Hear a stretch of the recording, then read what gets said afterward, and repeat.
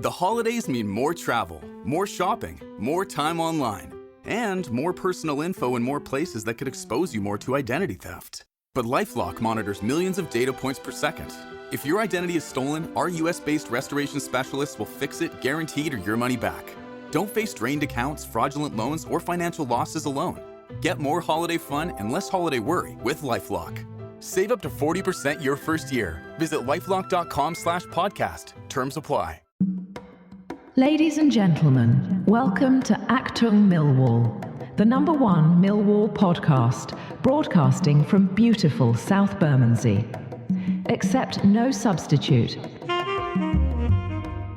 Hello, dear listeners. Welcome to Achtung Millwall. My name is Nick Hart. You're listening to the voicemail edition of the #1 Millwall podcast. Joining me for the initial period, however, is our regular co-host, Merv Payne. How you doing, Merv? Good, thanks, Nick. Yep, good. Yeah, Millwall go fourth, Merv. Bizarre, Championship isn't it? table Yeah. after that 1-0 win last night at home to Sheffield Wednesday. I was down there. I know you were watching on TV, Merv. Yeah. It didn't feel like. I mean, I'll take the win all day long, listeners, but I must admit it didn't feel like a fourth in the Championship table style performance from Millwall. I thought we dominated, but scraped it. It was a very strange vibe at the moment because we seem to be, we're being successful, but only just constantly. It's a very odd vibe at the moment this season, I find.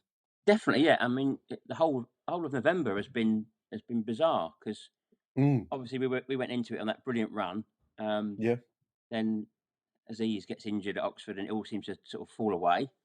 We get a good idea at Birmingham, and you sort of feel you almost get that because football is so up and down. You know, the emotions are so extreme these days with social media and stuff, and you almost think, oh well, that's the season over. You know, more injuries, suspensions. Yeah. And I was going into last night's game thinking, oh well, it's a ridiculous thing to think, but you think, oh well, it's pretty pointless this really. And then I look at the table and think, hang on, if we win, we could be fourth.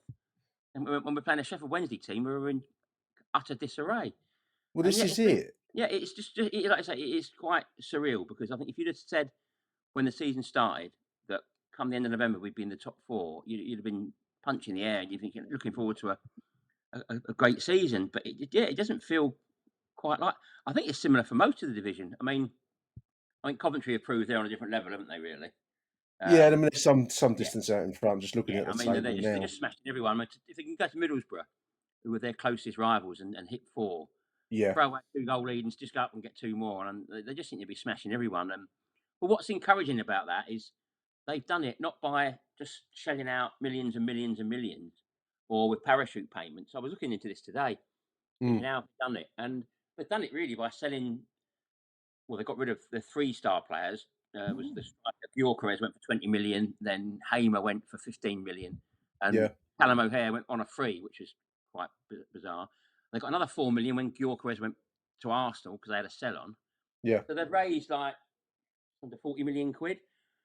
But it's how they've spent that. You know, they brought in players. I think they brought in players. I think they brought the guy from Peterborough, didn't they? Is it Clark Harris or something like that? They brought in players from sort of League One level. Yeah. Well, this is it. I'm thinking, is this potentially where we're hoping to be in a year's time or 2 years' time, perhaps? But then you get to thinking. But they've obviously bought wisely. I think their players have come from fellow Championship teams or League One teams. And they all look hungry. They look a hungry attacking based side, and you're right. I mean, what they haven't done is I haven't checked their squad entirely, so I could be talking out my backside. But they don't seem to have gone quite on the same level that we have in terms of finding continental talent. I mean, obviously I mean, what they've got there then is players who know the league inside out. You know, they're ready to go. Is it Thomas Asante, the winger of the guys? Yeah, well, they're certainly combining well, aren't they? As a kind of a general blend. They're buying players who are already established in this division, or certainly in League One, and it's less of a gamble. I wouldn't say it's less of a gamble. I think you perhaps it probably it's still a gamble. Every signing's a gamble. It might not work, but I think that they're going to get to their potential quicker than the likes of Ballo and Derek. Who I'm not saying they're no good. I'm just saying. I mean, it's taken Femi Aziz a whole season to reach the level he's at now. But this is a player we signed from Reading, you know, and I'm Yeah, wondering, I think we've probably got to be a bit more patient. You know, no one's writing off the likes of Derek and Ballo and Negley at all, not at all. But I think we've got to be a bit more patient, and let them hopefully get to grips with the championship, which takes some doing. But you know, we're fourth, so we're it's sitting fourth. I it's mean, still you're right. encouraging. Yeah, Coventry 10 points clear. Then we've got yeah, in second Stoke City, who are just 2 points in front of us. So yeah. I think it's just going back to what we were saying at the start. I mean, I went into last night's game, Merv, with the Mm, injury crisis, and yeah. I didn't see Saturday's game, but it sounded like a real flop at Mhm. Portsmouth. Yeah. Dire performance. And, I went down there last night thinking to myself, well, if we can't beat Sheffield Wednesday on -4 with a squad that is, in disarray Yeah. for many reasons, not the fault of the players, but No. ownership and all the rest of it. But if we can't get past them, then we do have a bit of a crisis on our hands because I'm not sure we're completely out of this crisis kind of mode Mm. because the difference between us and a 0-0 or possibly even a 0-1 last night was Mr. Femi Aziz and Yeah. to So some yeah. extent Mr. R. Bangura Williams, who came Mm. in, our two most creative players, Merv, Yeah. who Aziz because of injury, but Race for reasons that have defeated myself. I think most Millwall fans Yeah. have been defeated Yeah. as to It is. why we're not seeing him. But they turned it last night because as soon as those two players came into the game during the 60-minute period onwards, we looked a much more dangerous prospect. Until then, we just looked rather toothless, in my opinion. Well, But exactly. It's the best way to describe it. The first half, it was just so frustrating because again we've got just the eternal mystery that is Idemo Mako. You know, who again, I love the guy because he puts in yeah, so much. yeah, I do. I just feel sorry for him watching him because he puts in so much effort. and And he cares. I yeah, mean, he does. He really, you can see he's so, and maybe he's trying too hard if that's possible. But you know, he gets the ball. The first bit is great. He'll challenge for the ball. He'll shut people down. Quite often he'll win the ball or put yeah. attack into it. Then he'll control it beautifully. He'll show a little bit of skill, a lovely burst of pace, get towards the area, and then it just fizzles out. And it seems to happen almost all the time. I think he came close to getting a penalty last night. I think he looked, he Yeah, I mean, certainly, I actually haven't looked at any of yeah, it back he worried today. them. He definitely worried them, but then he just hasn't got that. You feel that someone like Aziz, if he has the same sort of amount of possession and stuff, that he would make much more of an impact. And we're not really seeing Imaku go on to that next sort of level where he's getting the ball, making a nice run, beating a player, and then just getting a shot away or getting a killer crossing. And I mean, it's a shame to watch.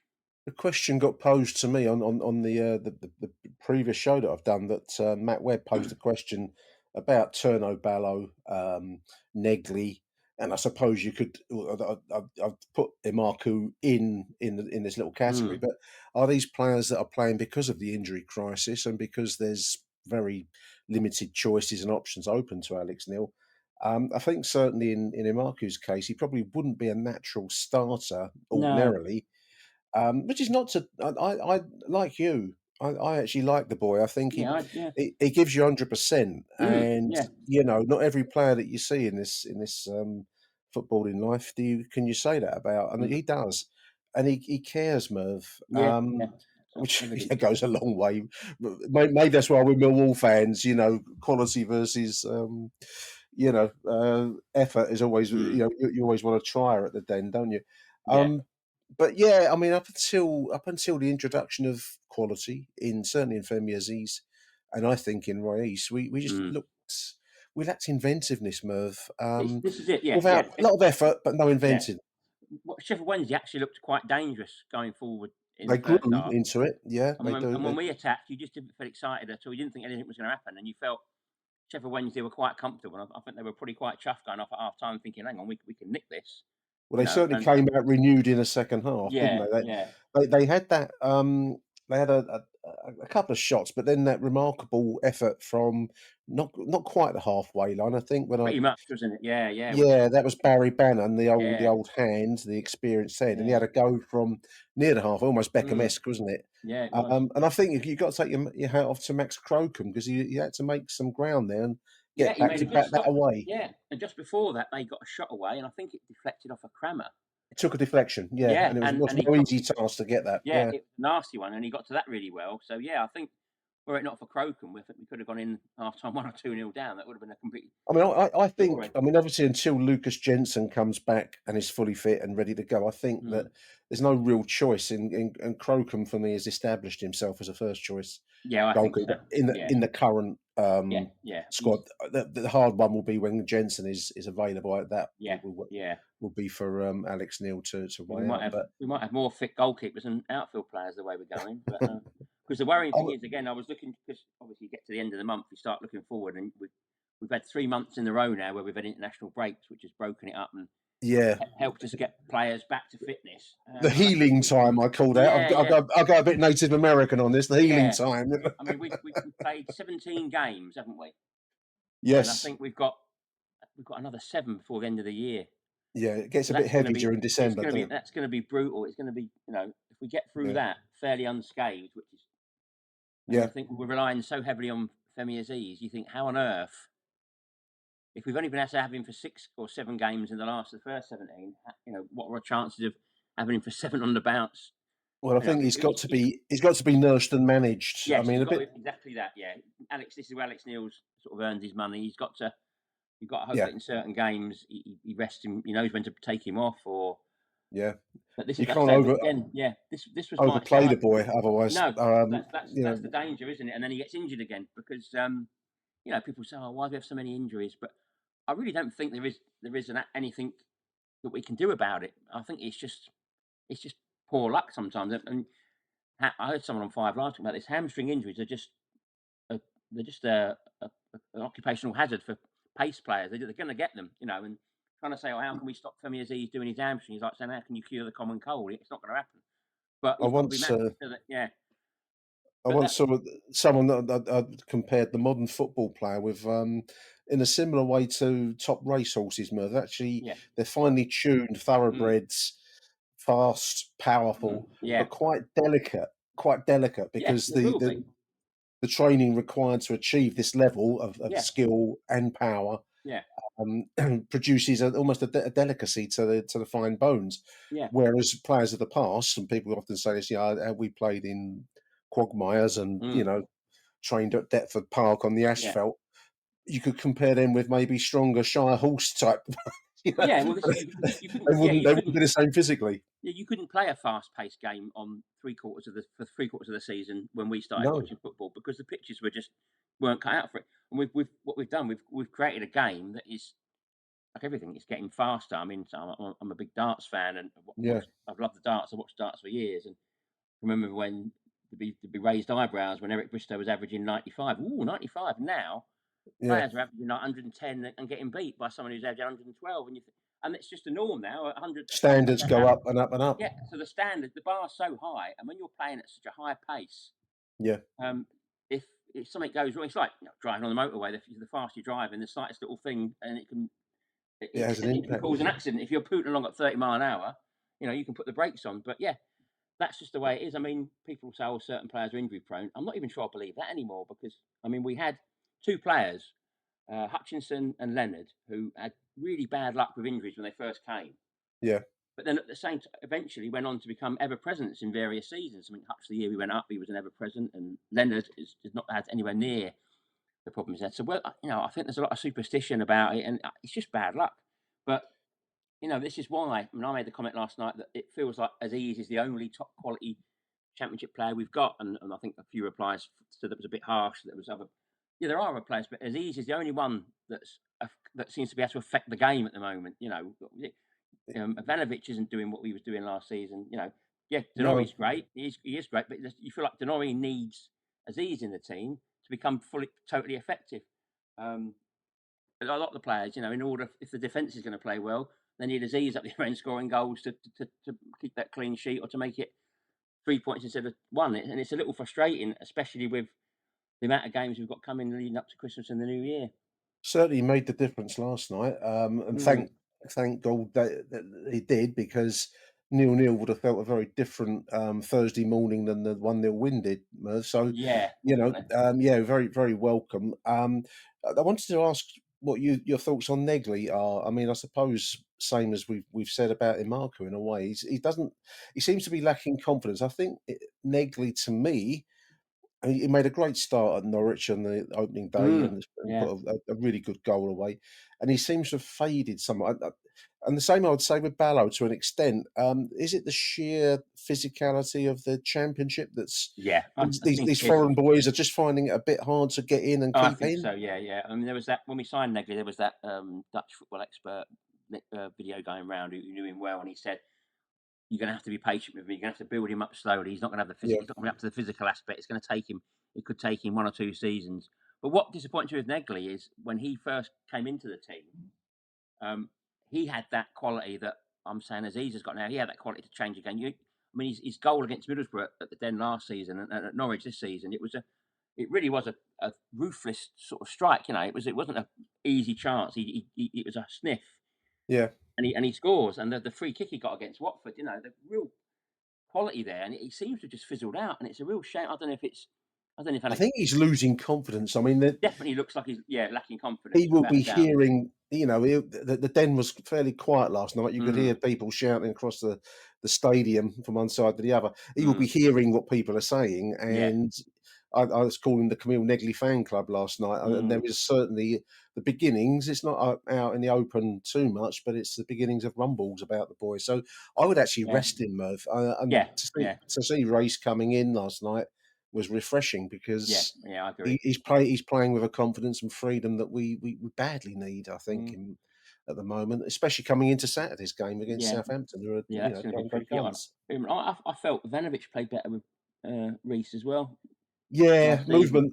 Yeah, movement and yeah. They imagination. seem to have a really good understanding. I mean, the goal at Luton that he got, was it at Luton or the Portsmouth goal? It maybe just after that. Pompey The scored, didn't Pompey he? goal, Yeah, the pass that's from right. Bangura Williams, and Last season. yeah, they seem to have a little bit of real understanding there. And I think again, Ivanovic looks a bit forlorn at the moment because I think he's frustrated knowing what a good season he had last season and how much was Yeah, he expected of can't him. get And going. He was no, unlucky. Like, I haven't seen the offside goal yet. I'm mm, presuming it was an offside decision, mm, but and I haven't looked at it, so it may be, it may not be. I don't know. But I thought that was another lift. To get a goal at the Den is a big boost for a number 9 striker. So yeah, yeah, he was unlucky. We created chances. We just lacked yeah, ruthlessness. They were clearing stuff off the line, and the goalkeeper made a few blocks here and there and stuff like that. But one player I wanted to mention before we move along, Merv, is yeah, Tristan Kramer. Um, mm, what a player! What an adaptable, yeah, yeah, flexible rock yeah, of a man. yeah, He looked really dangerous in that role. I've seen other times where he's played in the right back role and not looked so mm. good, but he certainly looked good last night for a big centre half playing out of position. I think he's a revelation, He Tristan is, Kramer. yeah, He's my he's man of yeah, the he's match last night. yeah, absolute bargain. Again, it makes my comment on the Z's being the only quality player seem harsh again. But I mean, Cramer's a different sort of player. As a defender, Yeah, yeah, he has a different role to play, and you say he doesn't change games, but he certainly helps. I thought it was interesting that Alex Neil explained why he preferred him over Taylor, was that Cramer was more mobile. And again, mm. I'm still reserving judgment on Taylor because he just doesn't look very good on the ball, to be honest. No, he looked a little bit lightweight as He well, looks but awkward. He looks awkward. He just looks awkward. He doesn't look very mobile, and yeah, yeah, and you think he arrived with a bit of a fanfare, didn't he? Really, I think £3.5 million replacement for Tanganga, and you wonder if yeah, Alex Neil has maybe had the same misgivings about him. I don't know. I don't know what it is. I'm hoping it will just be again a matter of settling in, because this is a sort of signing I was saying about with Coventry. This is someone we picked up from a rival Championship side. A good Championship side who is highly rated, and these are the sort of players you think would hopefully come in the team and improve it. But yeah, maybe he just needs. It's one of those positions centre back where you've got to establish a partnership and be there sort of week in week out for a while. So maybe yeah, I think it's probably harsh to judge him too quick, but it's just a little worrying that he doesn't seem to have really got going. yeah, turned it on. We'll see. We're going to take a short break, dear listeners, and when I come back, I'm going to raise the subject of panini stickers with Merv. Stay tuned. Optimism isn't sunshine and rainbows. It's fixing things, changing the way we fix things. It's running the world on smarter energy. Because if optimism never stops, then change can't either. GE Vernova, the energy of change. Okay, only 10 more presents to wrap. You're almost at the finish line. But first...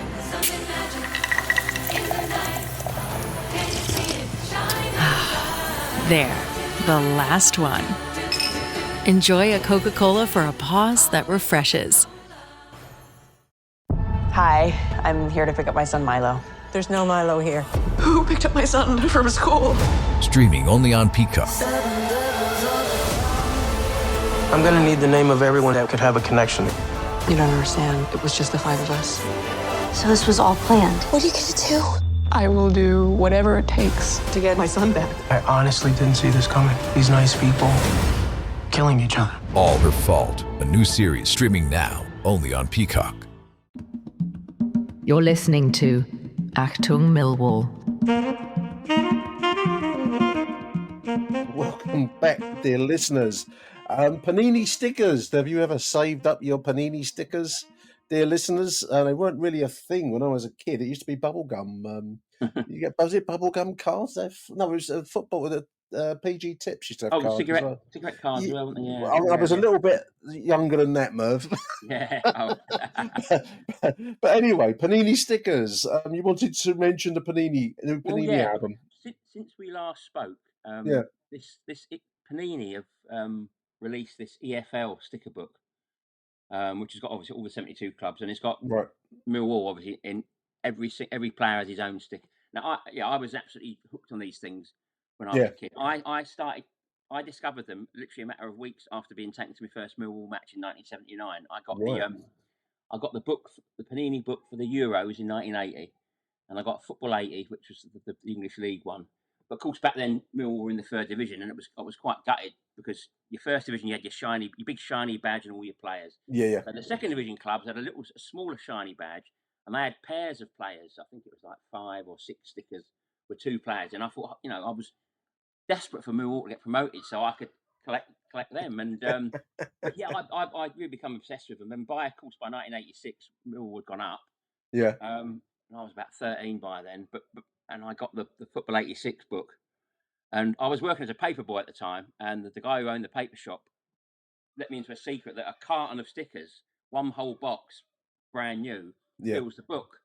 So I blew all my wages that day on them.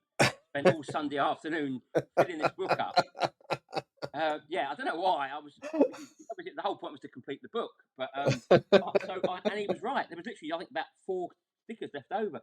Back then, of course, Millwall were in it, but literally by then, all we had was a little shiny and a bloody team photo where you could barely see it. Quite pathetic, really, But what I didn't realise, I completely ruined, obviously, the art or the joy of collecting the stickers. Because for the next 3 months, all my mates were meeting up in the playground and swapping, and I wasn't involved. You were Billy no I've mates. Done it, yeah, you've done.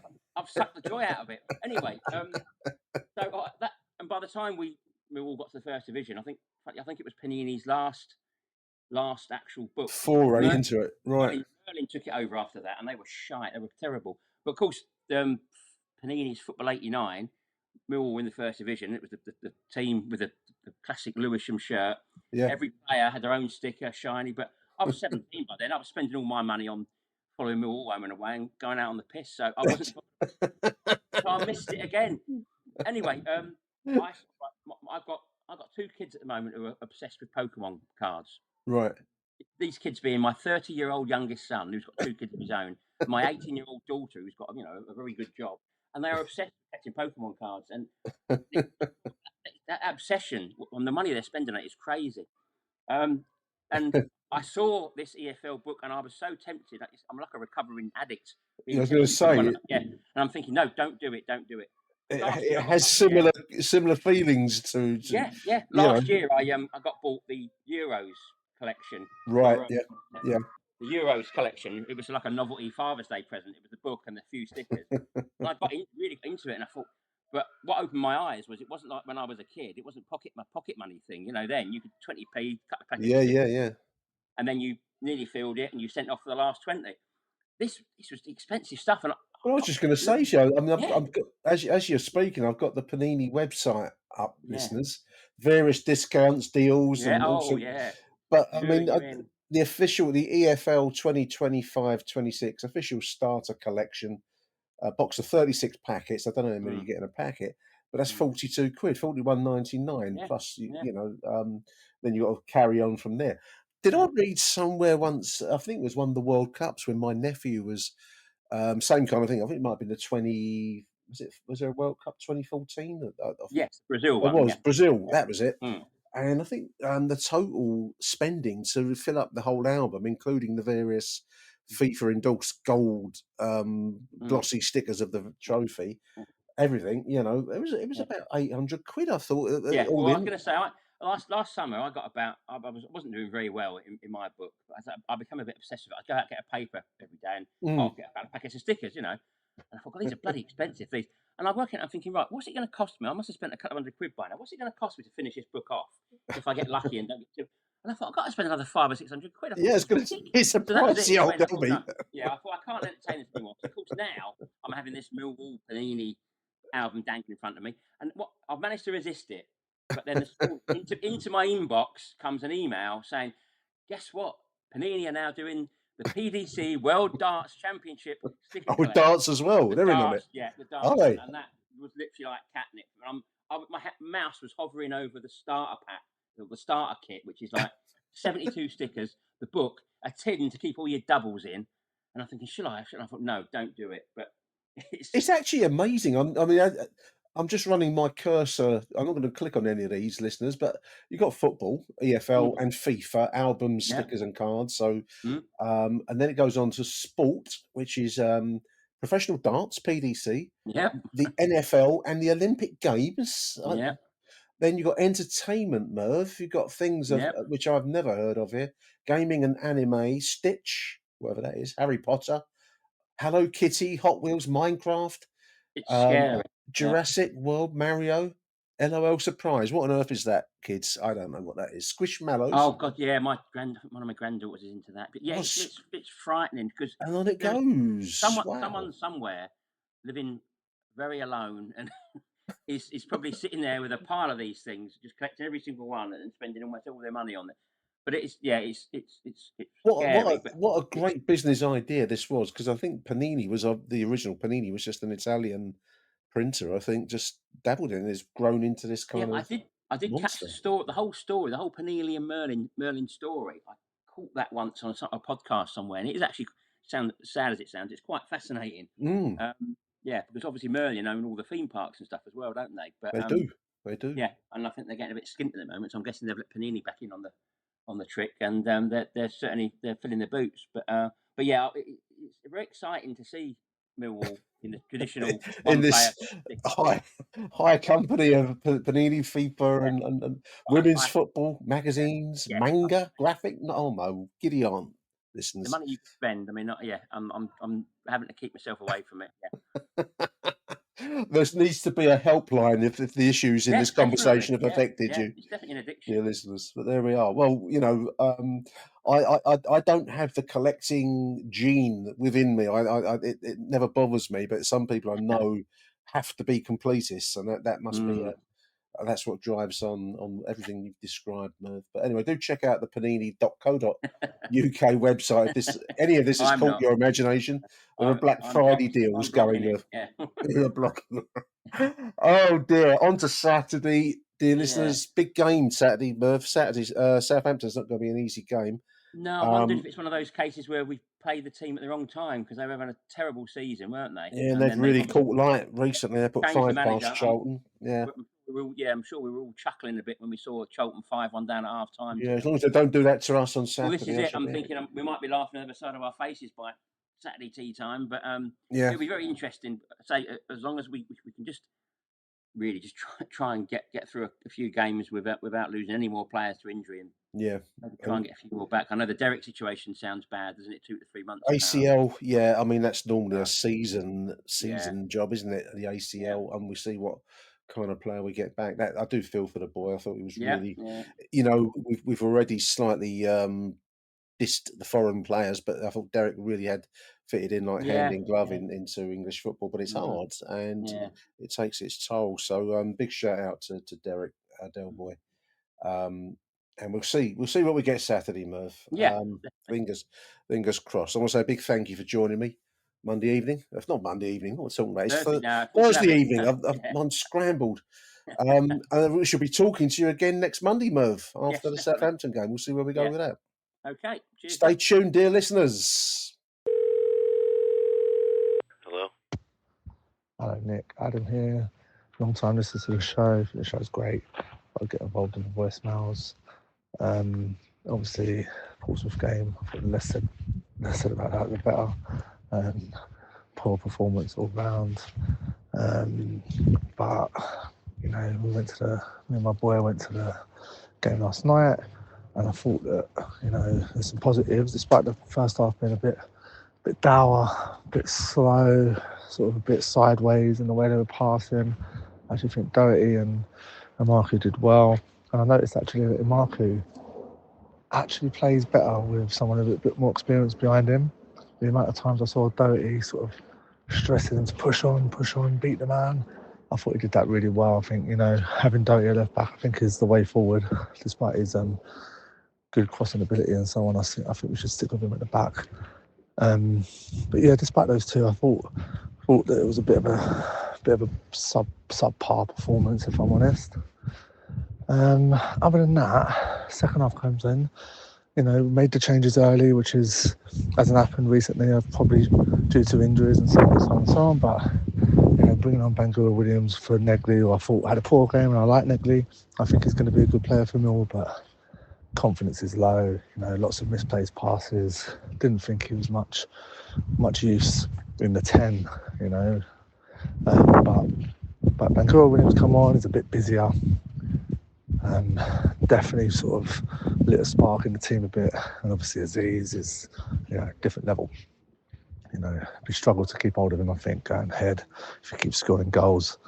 But yeah, good performance, good second half performance. Thought we did well. And those games aren't easy, Sheffield Wednesday, bottom of the league, -6 points. It had a Millwall loss written all over it. Typical Millwall losing to those kind of teams. But actually, I thought managed the second half quite well. They had a couple of little bright moments, didn't they? Hitting the bar and possible handball, which was sort of in line with where me and my son were sitting. In the end, we got over the line. And I think, if you're going to be in the playoffs and be there or thereabouts, you have to get across the line against those games, even if it is a sort of 1-0 win against a poor side. In the end, you've got to be positive. Southampton's going to be a different game completely. They're scoring 3 now. They're doing really well. They've turned a corner, it looks like. I think the first goal on Saturday is going to be really important. We go 1-0 down against them. We've got no hope. But if we can get the first goal, put a bit of pressure on, get the crowd on side, I think we'll do well. Thanks a lot. Nice one. Bye. Hi, Nick. Hi, listeners. John Rankin just calling in after the 1-0 thrashing of Sheffield Wednesday. No, I joke. We had to grind that one out, and I've got to say, I mean, if we'd have had Barry Bannon playing on our side, we'd have won 12-0. What can you take away from that game? If you go through our players, I think Crocombe had a pretty good game, didn't really make many mistakes. I thought our backline did well. Doughty, Taylor, Cooper and Kramer on the right had a very, very good game. It's like a charging horse when he gets going. He's got a turn of pace on him, and it's very good to see him go surging into the box on those runs. Really great. Midfield, well, that's our problem. Therein lies the problem with Millwall, our midfield. Camille Negley, well, that was his chance to shine. And, you know, gave the ball away far too often, missed a couple of really golden opportunities. And how long does your patience last? Obviously a player there. I thought he was going to be the change for us in terms of having a central midfielder who could pick the ball up from the holding midfield, turn, spray the ball out, and then move the game forward and really start dictating the play, but he's yet to show that with any consistency. And he just looks like he's got no confidence. So it's really down to him, really, isn't it? You know, to pick himself up and get going. I thought our midfield was pretty light. We tended to be coming down the left a lot with Alfie Doughty, who had a great game. And again, you know, first half, not really much to shout about. I thought Sheffield Wednesday looked a bit depleted, but they had Barry Bannon, who tried an outrageous goal from halfway line and nearly lobbed the keeper. Turn left I thought it was going in, and the wind kind of caught it. He put some spin on it with the outside of his boot, and I thought, oh, here we go. This is going to be showing on the reels, but it didn't go, and we went in 0-0. And then we came out, Alex Neil, more of the same, really. I thought we started the second half quite bright. Alex Neil made quite a few changes, and the big changes he made was obviously bringing Reece Bangura-Williams on and Femi Aziz on. And as soon as RBW came on, the instant impact, and obviously Femi Aziz, great, you know, scoring a goal from an Alfie Doughty lobbed kind of cross into the box. I've got to say, though, you know, thinking about it, Sheffield Wednesday hit the crossbar, hit the post, and that could have been a different result. You take those 3 points gladly, you know, and we take those and we move on and we see what happens on Saturday. Southampton, we watched Southampton on the TV last night and they look very, very good. So it's going to be a test against Southampton. They will be looking to have the ball and make the game their own, which suits us. But Alex Neil has really got number one, I think, set us up a bit more solidly through the middle. And number two, let's have no stupid injuries down at Calmont Road. Please iron out the pitch and pick up the broken glass and the dog shit and stop it. Please look after these lads because our injuries are beginning to really show. So anyway, 1-0 on a cold November night. It's put us, I believe, fourth in the table, which seems outrageous considering some of the batterings we've got. But we go on. Come on, you Lions. Hello, Nick. It's Hassan here. Recording this the next day after the 1-0 home win against Sheffield Wednesday. We got the job done. That was the main thing. We bumped into each other, obviously, on the way into the taking to our seats, and we both sort of predicted a script of a 1-0 defeat or something similar to that. And I just felt the longer the game was going on, you know, sod's law, Sheffield Wednesday would have scored, but thankfully they didn't. We managed to get over the line in the end. It could have been another day, could have been a very high scoring game in our favour, I'd say.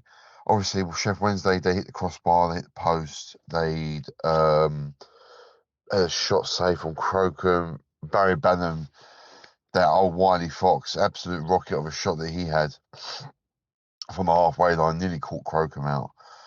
Thankfully, it didn't. But we had so many chances, I can't remember them all, to be honest with you. Some poor finishing, a bit of bad luck as well. The ball was just ricocheting here and there. I think the majority of the midfield had good chances, probably apart from Denor. But in the end, I was said to the chap next to me, we got one wild card to play. That was Aziz. We had to throw him on and just to see if we can get a result because we had to get 3 points last night. Because Saturday against Southampton, God knows what's going to happen there. The way they've been going recently, they're on fire. So we had to get 3 points on the ball just in case Saturday we may end up losing.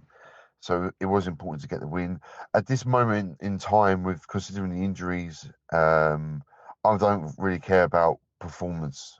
It's just getting 3 points now. We can play bad for 89 minutes. But if we score on the 90th, that would do me, because our squad is decimated, absolutely decimated. And it just goes to show, I believe, if we had half of our first team players playing, we could be a different prospect. It's just a shame. So if we can limp and crawl our way till more players come back, or to at least January, where we've got the option of bringing people in either permanently or loan, I'll take that. If it means playing bit not very nice on the eye, Gary Rowett-esque maybe, so be it. But last night's victory was it's a good win. It's a difficult win. It's a typical game. Midweek, cold, crowd was down, and you're expecting a 1-0 defeat. I remember last season, I think it was Bristol City at home. It was after the Palace FA Cup game. We lost 2-0. It was so depressing. And last night, it could have gone the same way, especially if Sheffield Wednesday scored first. Again, getting the first goal is always key. To pick out some standout players, I thought Alfie Doughty was fantastic last night up until he got substituted. I can see why he was touted for Premier League at one point when he was at Luton. He has got something about him, calmness on the ball. He's got a fantastic left foot. Every time he hits the ball, you're anticipating something's going to happen. And a guy, I think he said in an interview last night, he's played 2 games all season starting, and 3 games including last night. He's got 2 assists out of 3 games. The guy's hardly played any football. He's an assist machine, that one. So that was a real positive. I was very happy with his performance. I thought Cooper was fantastic. I thought Taylor was a bit shaky at times. He's all very arms and legs, isn't he? And his decision making is a little bit questionable at times. There was a moment in the second half where him, Kramer, and possibly Cooper all went for the same ball, all fucking missed it. And that was when they went on hit the crossbar. Kramer probably man of the match. On the negative side of things, I think Negley's done. I've been a big advocate of him, tried to back him, but last night, I'm not sure whether the formation change is not helping him or what, but just very ineffective on the ball. There was a few moments in the first half where he cut across the field, but when he missed that shot in the second half, not even on target. He has got a good finish. We've seen him score some good goals, and the way he finished that, he's completely shot of confidence. I think it's about time he's not in the team for a little while. Ivanovic worked hard. He got a goal offside. But let's face it, Aziz, man of the moment again, he comes off the bench. Also, RBW, I beat the drum for him a lot, as a lot of other fans have. And I thought the 2 of them changed the game. RBW, he just brings so much composure. The way he gets the ball, he doesn't panic. He gets out of trouble very easily. And I think he showed last night, one of the first things he did was track back all the way to our own goal to stop them from an attack. And one of the things Alex Neil labelled against RBW was his lack of defensive work. I thought last night he was great. Him and Aziz changed the game. It was a completely different dynamic. And it's not even like the way he picks out people, with through balls. That's what Ivanovic is missing. That's what he's missing. He needs a smart player like that behind him who can feed him the ball. And he done it last night with Aziz and a few other players. So I really hope he gets a run in the team now. I don't see why not. Nigley's finished for me. He's completely burnt out. He opens the door for RBW to start Saturday. I would, all day long. Aziz again, fantastic. He looked good when he came on. I got worried at one point. He pulled up, resting his hands on his legs, but maybe just a bit of cramp. I thought Imaka had a good game. Again, he had a good game up until he gets into the penalty area. He's all pace but no finish. But hopefully he will come good in the end. All right, mate. I'm going to leave it there. On to Saturday. Cheers, mate. Good evening, Nick. Good afternoon, shall I say? I hope all is well. I hope you had a lovely holiday. Bobby T here, Achtung Millwall. Yeah, I'm not going to go into it. I just after Portsmouth, thank you very much. But I'll be honest with you, tonight, if you're going to make it in the freezing cold, piss poor turnout on Sky Plus. I don't know what Millwall's going to turn up, to be honest with you. Still deflected from Portsmouth. Still have shockwaves about Oxford. Forget Birmingham. Anyway, back to tonight. Lions versus the Owls. Banana ticking potential, if you ask me. Well, look, I was going to leave it here, right? Tonight is a must-win. I'm not going to lie to you. If we can't beat a bottom side with minus 4 points, and we always struggle against the bottom sides, and today we're going to take tonight after Oxford, Birmingham, we want reaction. Preston, we didn't get the reaction. I don't know who the team is going to be tonight, but tonight I'll stay positive because anything barring 4 or 5-0 will not be good enough for Millwall, our Millwall. And if we win, we're back in the top 4. We'd be happy. Southampton, weekend. Love you all. This is my prediction. There is no prediction. I'm just saying, tonight, no cup final. We just got to go out there and be the old Millwall. Attack, goals. But hey, but honestly, I don't know. I can't call it. Yeah, I'm nervous. Sheffield Wednesday on a Wednesday night. Bye for now, Bobby T. Love ya. Yeah, Nick, half-time, Bobby T. Fucking fuming. No creativity. Fucking embarrassing. Against League One, minus 4 points. They might as well be League One. They're bottom. And we've done nothing. That's why it's called Sheffield Wednesday's Messi. Brannigan, 30-yard, nearly lobbed Max Popham. Otherwise, we've had a few good chances. But 0-0, Nick. I can see you in the clouds. I'm not happy. No creativity. Embarrassing. I wanted 4 or 5 goals, mate. We ain't getting one at this time. Love you. Bobby T, half-time. Fuck off. I mean, not you, the car. I like them all. Fuck off the players. Nothing. No bite. No creativity. Nicker, Bobby T! Achtung Millwall, mate. I mean, I wanted 4 or 5, mate. But that's what you call an ugly win. How many more times are we going to rely and get out of a jail card? Femi Aziz, our star player. We're not a one-man team. I'm starting to think now that we are. He did not change the game, but Alex Neil, you were brave because, as I said in the first half, embarrassing, shocking, no creativity. I don't know where to start in the first half. All I know is, Alex Neil, you got it spot on. Camel Nedgley, you lazy luxury, shouldn't even be in the squad. How he starts over Bangor Williams. Bangor Williams changed that game. Come on, Aziz. And we were kept on fire at the door. Give credit to Sheffield Wednesday. Brannigan, the Messi of Sheffield Wednesday. But yeah, all I can say, Mihailo for me. Langstaff done more than Mihailo coming on, making himself. Mihailo, £3 million. At the moment, the big Serb ain't cutting it. I don't think I'm not saying he's not good enough, but he's go lost in games. Yes, he scored a tap-in against Preston. I would have scored that blindfolded. I don't know, with Mihailo, when Leicester and Palmer come calling, we should have got the money. I mean, he could be going to be a Troy Parrott in a couple of years, but for now, Millwall, one up front, he's lost. He's fucking lost. What an ugly win. Aziz saved us again. And what a boring, I don't know, we were banging on the door, we kept on trying. Man of the match for me weren't Femi. And I think Kristen deserves it right back. He's not a right back. Callum Taylor done well. Cooper was missed badly. Doherty and Danny Mack here, they should be our fullbacks. Danny right back and Doherty left back. Personally, when we got a full squad. Because Kramer, you can't drop him and right back today. I don't know, I mean, I'm saying man of the match, but anyway, I don't care. I'm waffling on. 1-0 to the wall. Ugly win. I'll take a put on Saturday, Southampton. Bye for now. Achtung Millwall. Morning, Nick.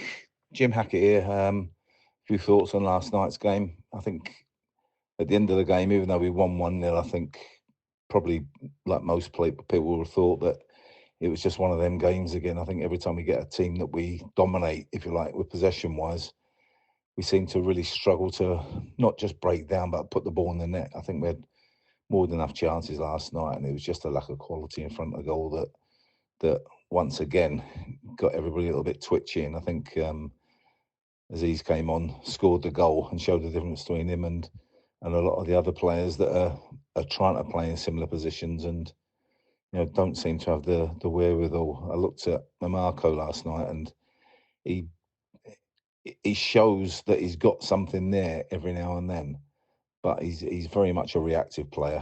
Things were happening around him that he only reacts to what goes on. There's nothing proactive about his play. He doesn't know what he's doing before he gets the ball, and then once he's got it, he sort of spends so much time deciding what to do that he either gets caught out, or by the time he gets to the final pass, he doesn't have it in him. And I think he had one shot last night that the keeper saved, and we should have followed up and scored, but obviously didn't.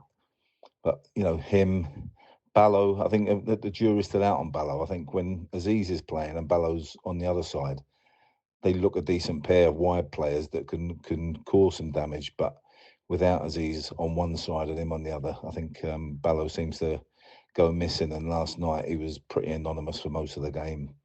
Same with Negley. I think Negley isn't a right-sided player, but I think the idea was last night that he would be on the right-hand side, tucking in, and Kremer will get down the line and do what sort of wingers can do. So, maybe that's why he played him out there. But I think we've seen in other games that possibly playing as a number 10 would have been better for Negley and would have caused more damage to the opposition than he did last night. But we did carry players last night again.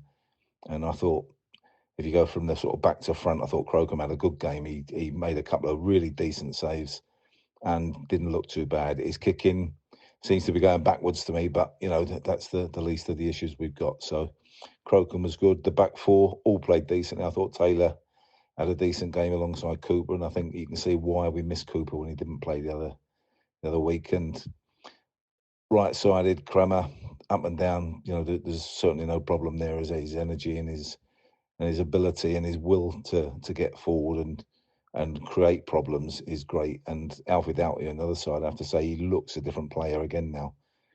He's got the ability that we wish we had sort of further forward. And if when Sturgis fit, they pushed Doughty into the left side of midfield, I think he would be more a Beckham type deliverer than an out and out winger who's going to go past players and do his damage with pace. But I think, the quality he's got in his left foot could certainly help us, and hopefully if he stays fit, then he'll get that run and show exactly what we've been missing, but also what we've got within the squad. The two centre midfields, I thought Casper, obviously he looked slightly off of it to start with, but then he grew into the game, and as always, he gives a good account of himself and doesn't shirk anything.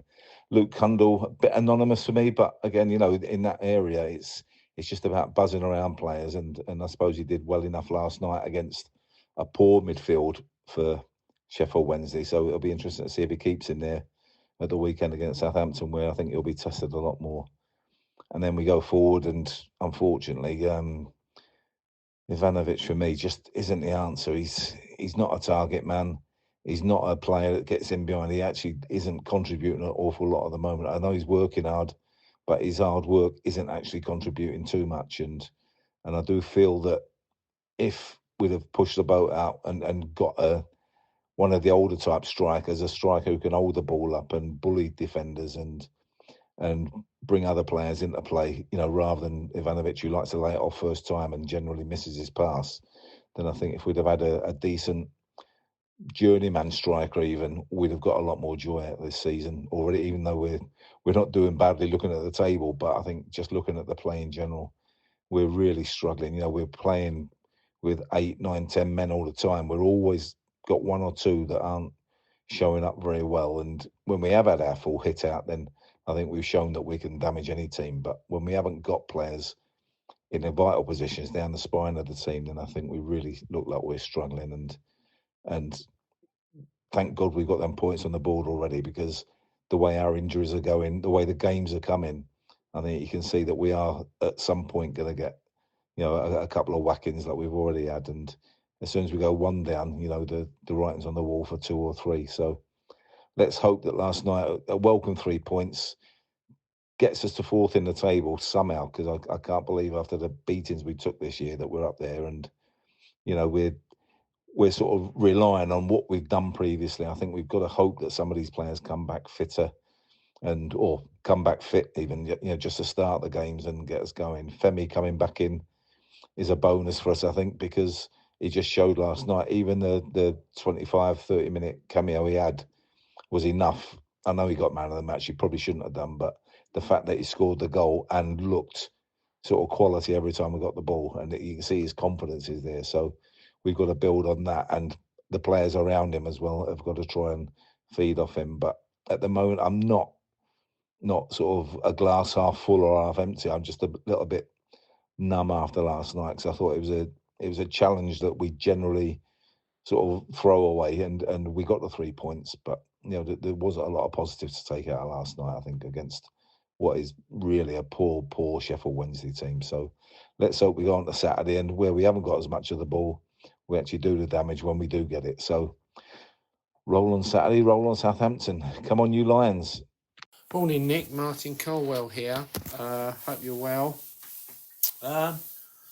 Last night's game against Sheffield Wednesday, interesting game, I thought, because they did have a go. They're obviously struggling for players, but they did have a go, and it could have easily been a draw, really.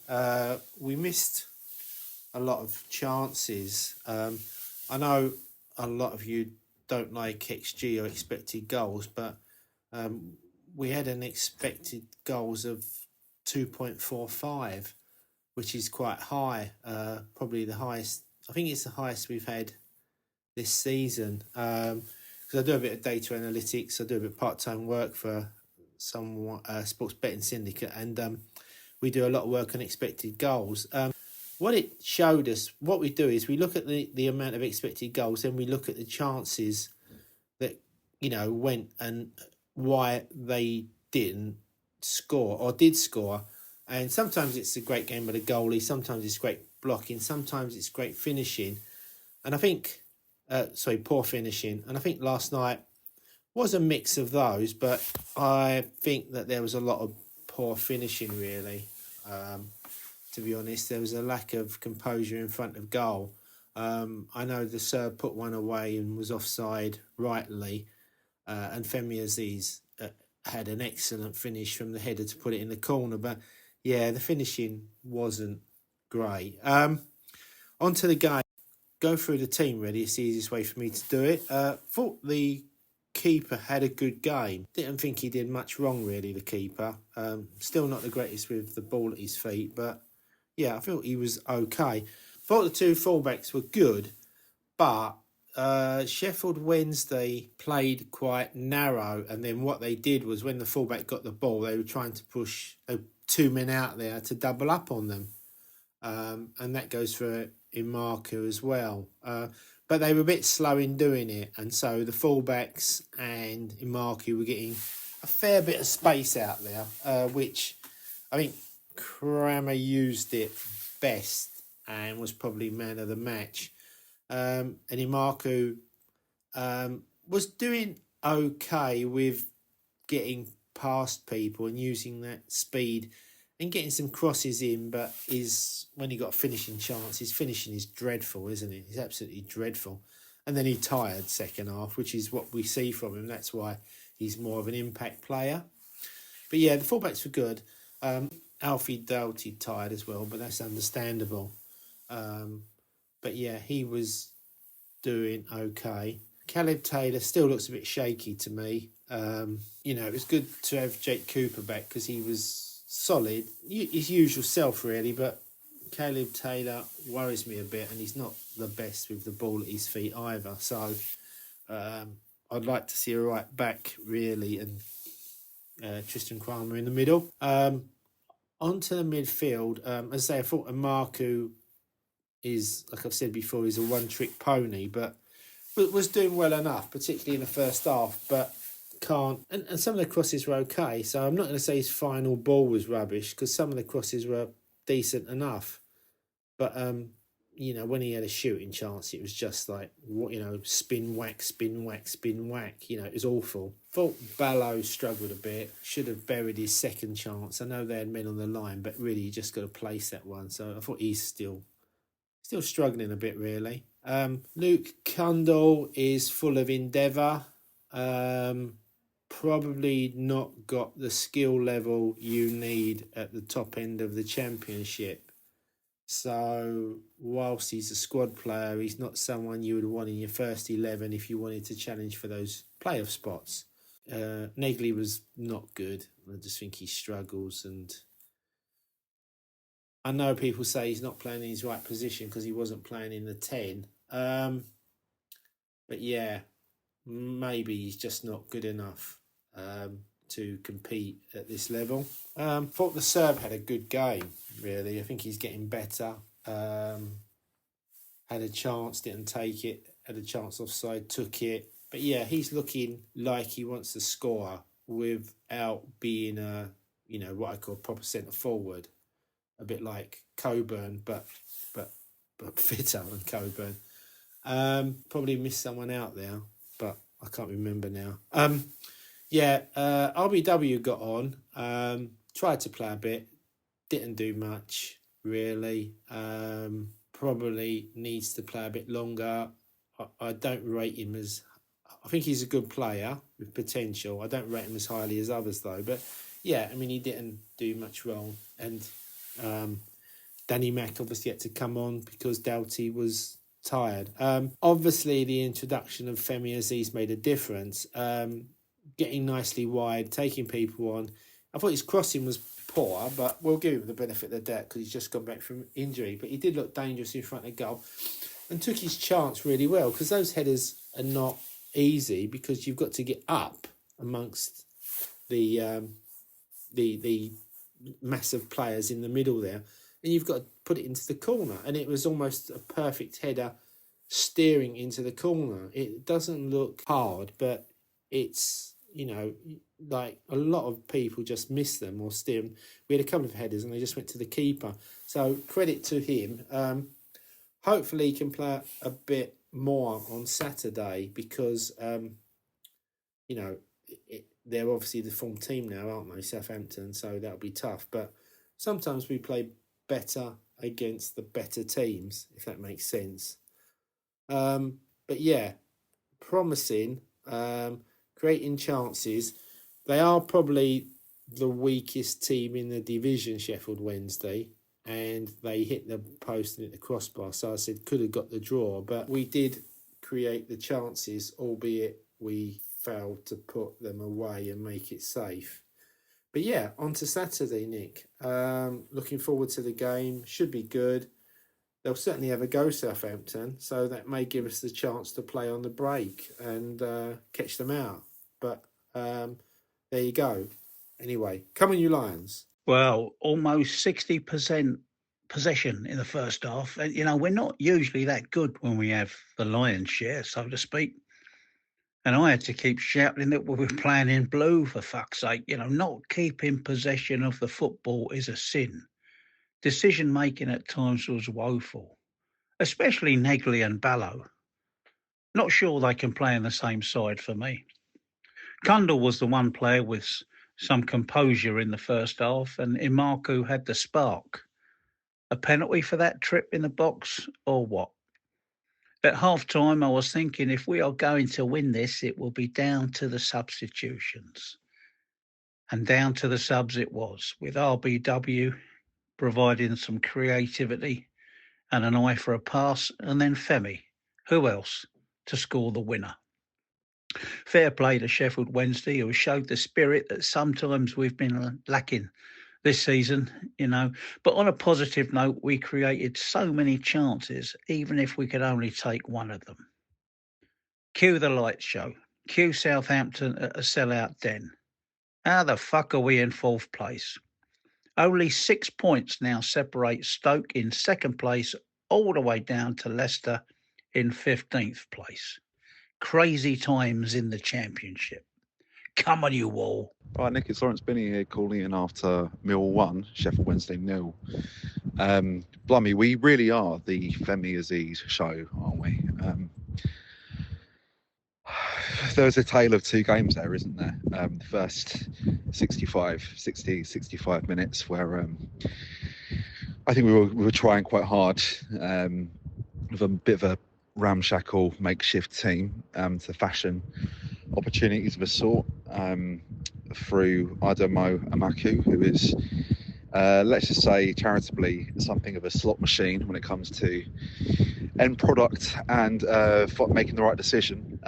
But, I think he put in a typical Imaki performance, which was sometimes looking like, a player who could go on to do very well at this level, and then the next 3 times looking maybe a level below, except for his kind of preternatural pace.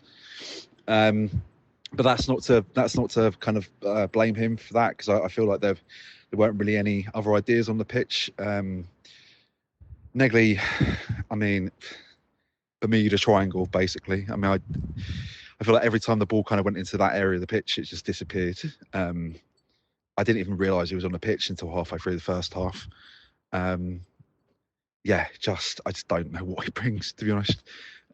He's really got to buck up his ideas fast, because, I mean, you know, I really don't know what Alex Neil sees in Negley over RBW.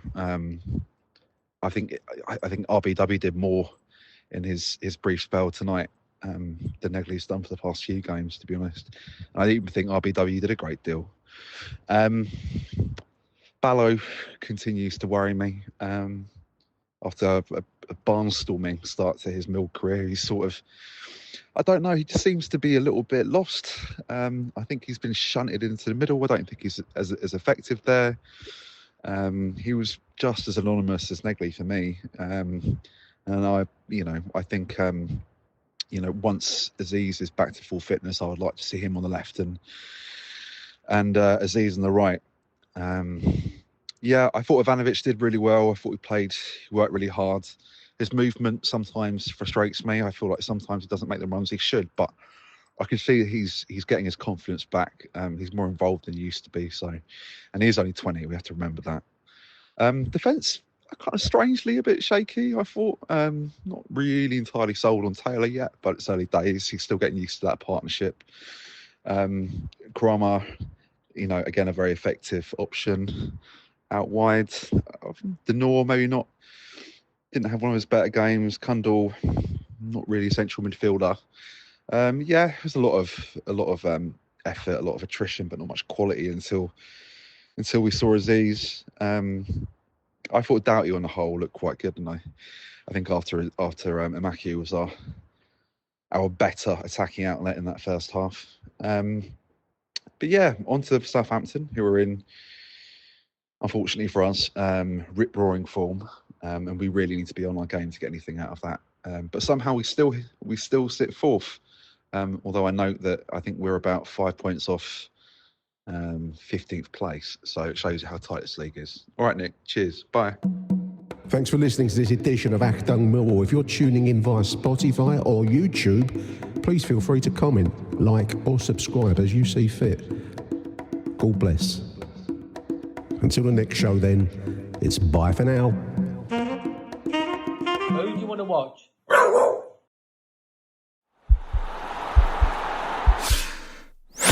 This podcast is part of the Sports Social Podcast Network.